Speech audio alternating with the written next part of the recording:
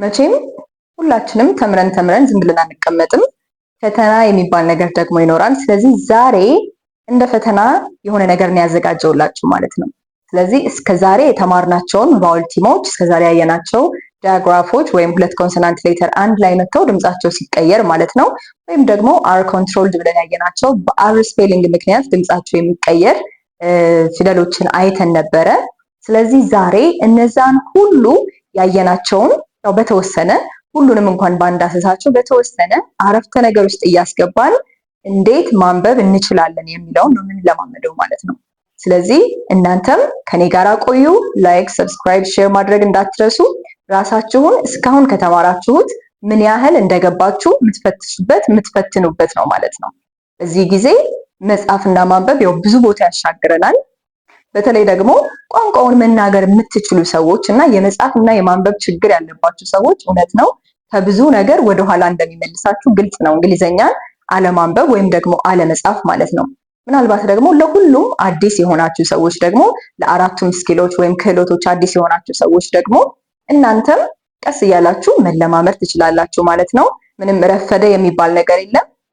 በተጨማሪም ደግሞ እናንተን ለማገዝ እዚህ ላይ የምናያቸውን እያንዳንዱን ህጎች በተለይ ማንበብና መጻፍ ላይ በደንብ አድርገው የሚያግዛችሁን መጽሐፍ አዘጋጅቻለሁኝ። ከዚህ በፊትም እንደተናገርኩት መጽሐፉን ገዝታችሁ ራሳችሁን ማገዝ ትችላላችሁ። በሚያስፈልጋችሁ ሁሉ ያግዛችኋል ብዬ አስባለሁኝ። በደንብ ማንበብና መጻፍ ላይ ያሉትን ህጎች በአብዛኛው ከቨር የሚያደርግ መጽሐፍ ነው። ምናልባት ጥያቄም ካላችሁ ደግሞ በመጽሐፉ ዙሪያ በቴሌግራም ላይ እዚሁም ኮሜንት ሴክሽን ላይ መጠየቅ ትችላላችሁ። ማንኛውም ግርታ ካለ ለማገዝ እናንተን ዝግጁ ሆኜ እጠብቃችኋለሁ። በደንብ እንደሚያግዛችሁ እንደሚጠቅማችሁ አልጠራጠርም። በምትፈልጉት መንገድ ራሳችሁን ለማሻሻል መስራት መጣር ትችላላችሁ። ከዚህ ቻናልም ብዙ የተማራችሁ እንደሆነ ተስፋ አደርጋለሁኝ። ገና ከዚህ በኋላም ብዙ እንማራለን። ለምታውቋቸው ሰዎች ሼር ማድረግ እንዳትረሱ፣ ይረዳችኋል ብላችሁ ለምታስቧቸው። ዛሬ እንግዲህ እናንተ ራሳችሁን የምትፈትሹበት ሰዓት ነው ማለት ነው። ምናልባት በጣም ያስቸገራችሁ ካለ ኮሜንት ሴክሽን ላይ ማስቀመጥ ትችላላችሁ። አብረን እንወያይባቸዋለን። ወደ ፈተናችን እንሂድ።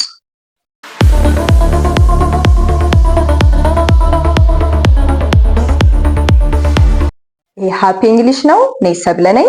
ስለዚህ እስኪ አብረን ራሳችንን እንፈትሽ። እሺ እንግዲህ ምንድነው የምናደርገው? እዚህ ጋር አረፍተ ነገርን እጽፍላችኋለሁ። የጻፍኩላችሁን አረፍተ ነገር ቀድማችሁ እናንተ ታነቡታላችሁ። በተለይ እስከዛሬ ያየናቸውን ቫውል ቲሞች፣ ዳያግራፎች እና አር ኮንትሮል የሆኑ ሳውንዶችን የተጠቀምን ነው አረፍተ ነገሩን የምንሰራው። ከመጀመሪያው አረፍተ ነገር እስኪ እንጀምር። እሺ ምን ብላችሁ አነበባችሁት?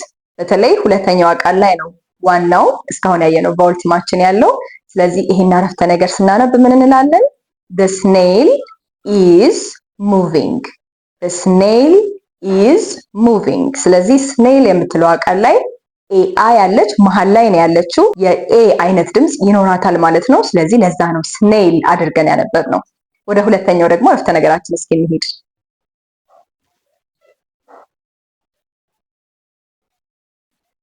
You have to aim high. You have to aim high. ስለዚህ እዚህ ጋር ደግሞ ኤአይን የምናገኛት መጀመሪያ ላይ ነው። ሳውንዷን ያው ኤ የሚለውን አትለቅም። ስለዚህ ካስታወሳችሁ ኤአይ ወይ መሃል ላይ ወይ ደግሞ መጀመሪያ ላይ ስትመጣ ትችላለች ማለት ነው።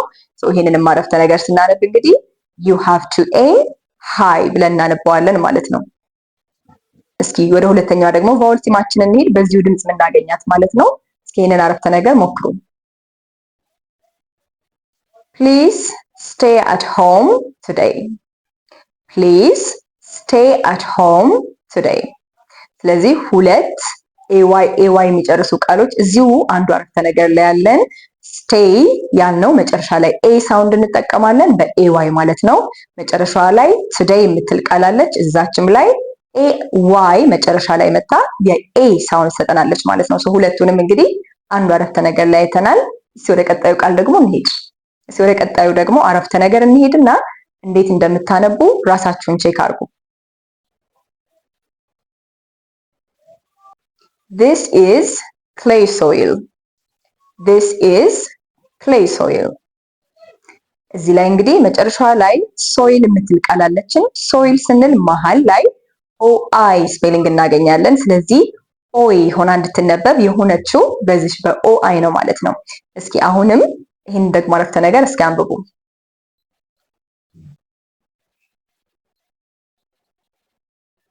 The price of oil is expensive. The price of oil is expensive. I think አብዛኞቻችንን ትልቅ ጉዳይ ነው ያረፍተ ነገር የሚነካው። እዚች ቃል ላይ እንግዲህ ኦይል ስንል መጀመሪያዋ ላይ ኦ አይ ስፔሊንግን አግኝተናል። በኦይ ድምፅ እናነባታለን ማለት ነው። ይሄም እንግዲህ ከላይኛው ጋር የሚመሳሰል ህግ ነበረ። መጀመሪያ ላይ ካገኛችሁ ወይም መሀል ላይ ካገኛችሁ ኦ የሚል ሳውንድ በኦ አይ እንጠቀማለን ብለናል። ስለዚህ ይሄ ነው ማለት ነው ድምጻቸው የሚሆነው። ወደ ቀጣዩ እስኪ ደግሞ እንሂድ።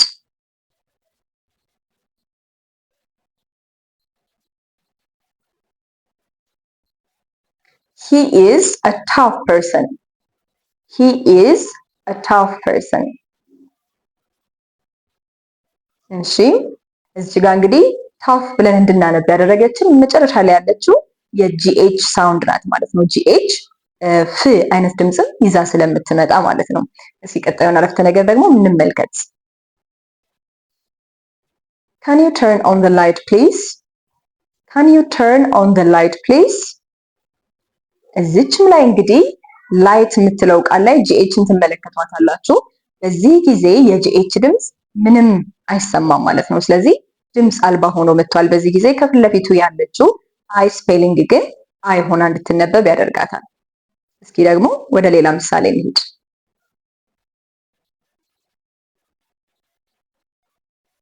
Animals search for food.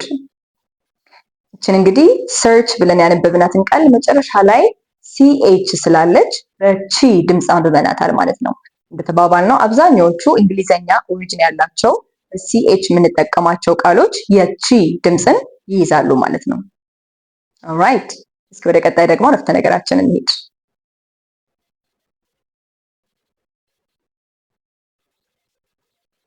The burn on her hand is mild.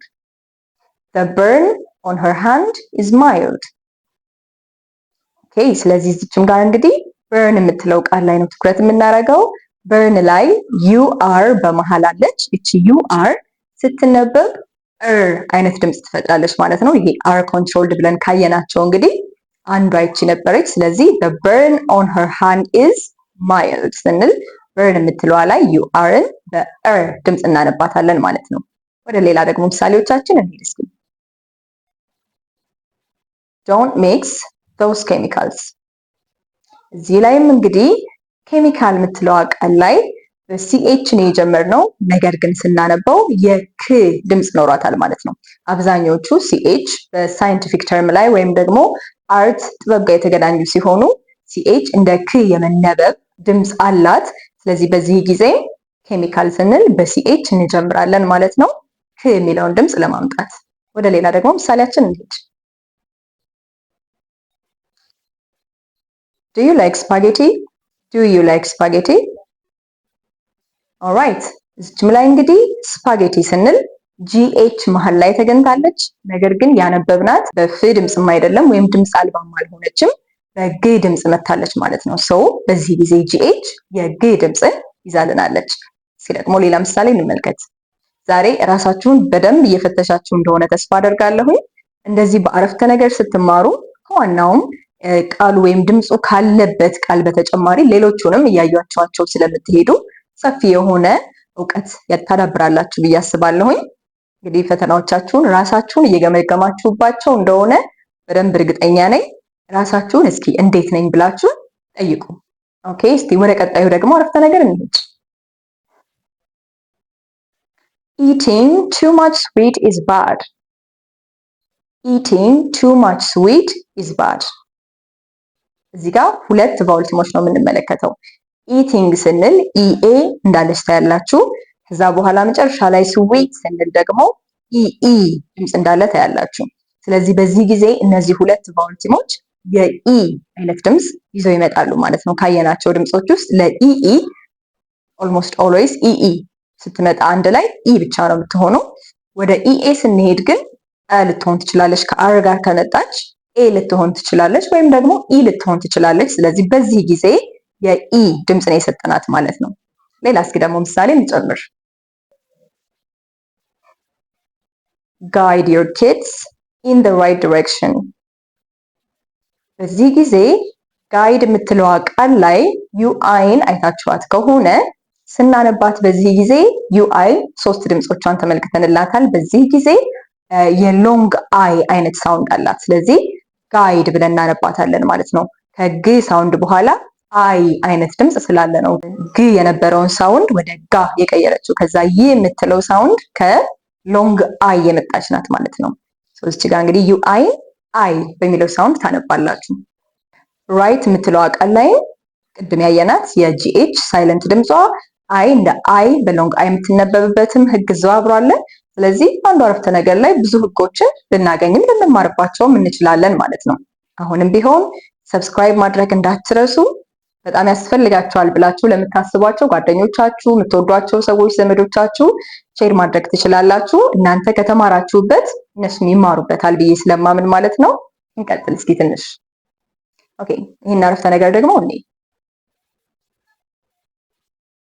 our eyes are delicate our eyes are delicate። በዚህ ጊዜ እንግዲህ አይስ የምትለው ቃል ላይ ፎከስ ካደረጋችሁ ኢዋይ እንደ አይ ሆና የተነበበችበት ጊዜ ነው ማለት ነው። ስለዚህ ኢዋይ በአይ ድምፅም ልናገኛት እንችላለን፣ በኢ ድምፅም ልናገኛት እንችላለን፣ በኤ ድምፅም ልናገኛት እንችላለን። በዚህ ጊዜ እንግዲህ ኢዋይን አግኝተን በአይ ድምጿ አንብበናታል ማለት ነው። ወደ ቀጣይ ደግሞ አረፍተ ነገራችን እንሂድ። I love gray color I love gray color። አሁን ያው እዚችው ጋር ተመሳሳይ የሆነች ፊደል ግሬ የምትለው ቃል ላይ እናገኛለን። በዚህ ጊዜ እንግዲህ ግሬ ብለን ስንጽፍ በኢዋይ የኤ ሳውንድ የምናገኝበት ቦታ ነው ማለት ነው። እንግዲህ እናንተ እንዴት እያነበባችኋቸው ነው? ምን ያህሉን ትክክል እያገኛችሁ ነው? ራሳችሁን ገምቱ። ጥሩ ከሰራችሁ ለራሳችሁ ታጨበጭባላችሁ። ምናልባት አብዛኞቹ ላይ ስህተት ሰርታችሁ ከሆነም ደግሞ አሁንም ተስፋ መቁረጥ በፍጹም አይገባም። ገና ጊዜ ያላችሁ እየተለማመዳችሁ መቆየት እና ጊዜ መስጠት ብቻ ነው አሁንም የሚያስፈልገው ማለት ነው። ወደ ቀጣይ ምሳሌያችን እንይ እስኪ ትንሽ እንጨምር። I love this scene I love this scene። እዚች ላይ እንግዲህ ለመጨረሻዋ ላይ ሲን የምትል ቃል ታገኛላችሁ። በኤስ ሲን የጀመርነው ነገር ግን እንደ ስ አድርገን አንብበነዋል። ምክንያቱም ከሲ በኋላ ያለችው ስፔሊንግ ምን ስለሆነች ኢ ስለሆነች ማለት ነው። ስለዚህ በዚህ ጊዜ እንዳትረሷቸው አይ ኢ እና ዋይ ከሲ ስፔሊንግ በኋላ የሚመጡ ከሆነ በስ ድምፅ ታነባላችሁ ተባብለን ነበረ። ሰዎችንም ቃል ስናነባት ሲን ብለን እናነባታለን ማለት ነው። ወደ ቀጣይ ደግሞ ምሳሌያችን እንለፍ እስኪ። The road is crowded The road is crowded። እዚህ ላይም እንግዲህ ሮድ የምትለው ቃል ላይ ትኩረት ማድረግ ትችላላችሁ። በኦ እና በኤ ነው መሀል ላይ የጻፍናት። ሮድ ስንጽፍ ኦ እና ኤ ኦልሞስት አንድ ላይ በመጡ ጊዜ ሁሉ በኦ ድምጻቸው እናነባታለን ማለት ነው። የኦ ስፔሊንግን ድምጽ ነው የምንሰማው። ይሄ አብዛኛውን ጊዜ ሁለት ቫውል ሌተሮች ሲመጡ የመጀመሪያዋ ድምጿን ታሰማለች ከሚለው ህግ ጋር የተወሰደ ነው። ሁል ጊዜ ግን ላይሆን ይችላል። ኦኬ ወደ ቀጣይ ምሳሌያችን ደግሞ እንሂድ። Did she die last week? Did she die last week?